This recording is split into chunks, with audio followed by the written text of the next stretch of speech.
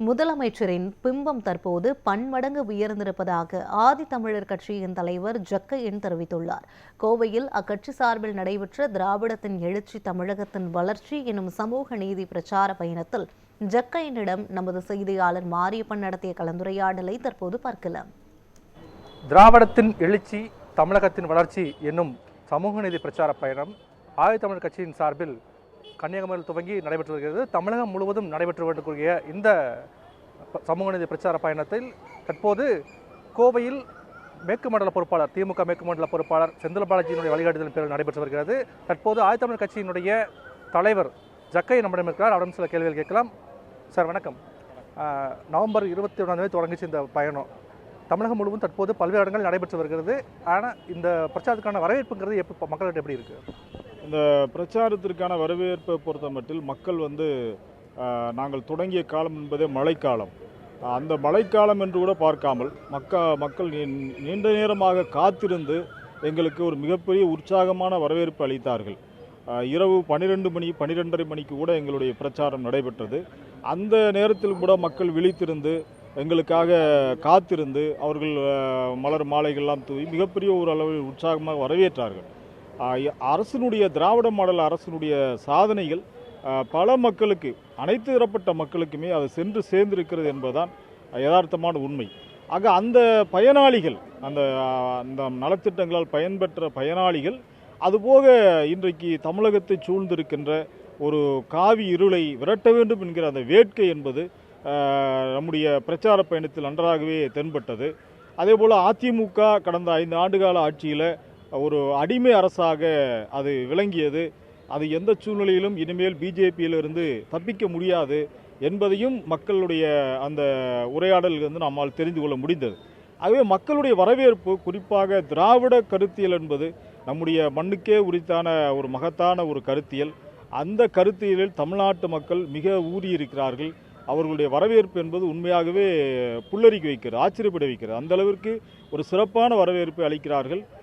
நாங்கள் மேற்கொள்வது பெரும்பாலும் ஒடுக்கப்பட்ட மக்களுடைய பகுதிகளாக இருந்தாலும் கூட பொதுவான பகுதிகளில், குறிப்பாக பேருந்து நிலையங்களில் மற்ற இடங்களெல்லாம் நாங்கள் இது போன்ற பிரச்சாரங்களை மேற்கொள்ளும் போது பொதுமக்களே வருகை தந்து எங்களுக்கு கைகுலுக்கி அவருடைய கருத்துக்களை பகிர்ந்து கொண்டு நீங்கள் நன்றாக நீங்கள் பிரச்சாரம் செய்கிறீர்கள், வாழ்த்துக்கள் என்று பொதுமக்கள் சார்பாகவே நிறைய அனைத்து தரப்பட்ட மக்களுடைய ஆதரவும் இருக்கிறது.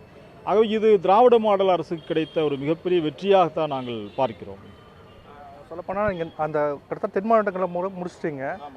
நிறைய இடங்களை பார்க்கும்போது நீங்கள் இந்த பிரச்சார பயணத்தை மேற்கொண்டதனுடைய நோக்கம் சரியான வழியில் மக்களிடம் போய் சேருதா? மக்கள் இது தொடர்பாக என்ன உங்கள்கிட்ட சொல்ல வராங்க? இல்லை, நாங்கள் இந்த பிரச்சார பயணத்தை தொடங்கியதனுடைய அடிப்படை நோக்கம், தமிழ்நாட்டில் ஒரு காவி இருள் இருக்கிறது, அந்த காவியை விரட்டி அடிக்க வேண்டும். இந்த மண் என்பது எப்பொழுதுமே தந்தை பெரியார் அவருடைய மண் தான். இந்த பெரியார் அல்லது காரல் மார்க்ஸ் அவர்கள், புரட்சியாளர் அம்பேத்கர் அவர்கள் என்கிற இந்த 3 கலவையினுடைய வெளிப்பாடாக தான் தமிழ் மக்களுடைய மனங்கள் இருக்கிறது. இந்த கருத்தியல் அடிப்படையில் அவர்கள் செயலாற்றுகிறார்கள். அந்த கருத்தியலின் அடிப்படையில் தான் அவர்கள், குறிப்பாக கலைஞர் அவர்களுடைய ஆட்சியில் தொடங்கி இன்று வரைக்குமே அவர்களுடைய பங்களிப்பு என்பது மிக மிக ஒரு போற்றுதலுக்குரிய பங்களிப்பாக இருக்கிறது.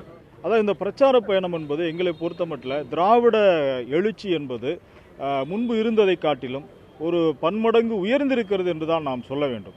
ஏனென்று சொன்னால், தமிழ்நாட்டில் இடைப்பட்ட காலகட்டங்களில் திராவிட இயக்க கருத்தியல் ஒரு கருத்தியலாக அது சென்று சேருவதிலே கொஞ்சம் சுணக்கம் ஏற்பட்டது போல் இருந்தது.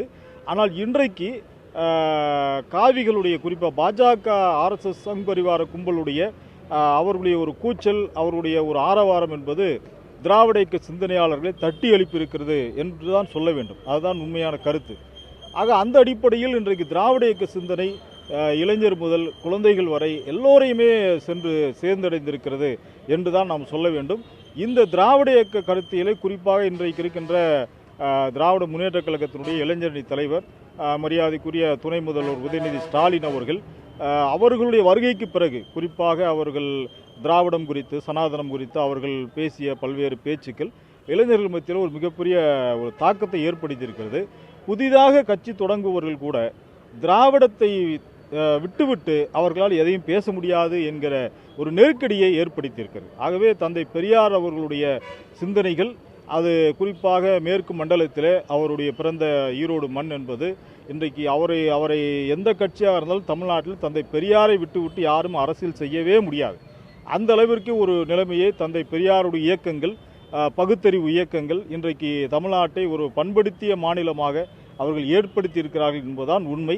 அந்த அடிப்படையில் நாங்கள் செல்லுகின்ற இடங்களிலெல்லாம் மக்கள் மத்தியில் இந்த திராவிட இயக்க சிந்தனை என்பது நிறைய இளைஞர்களை ஈர்த்திருக்கிறது என்று தான் நாம் சொல்ல வேண்டும்.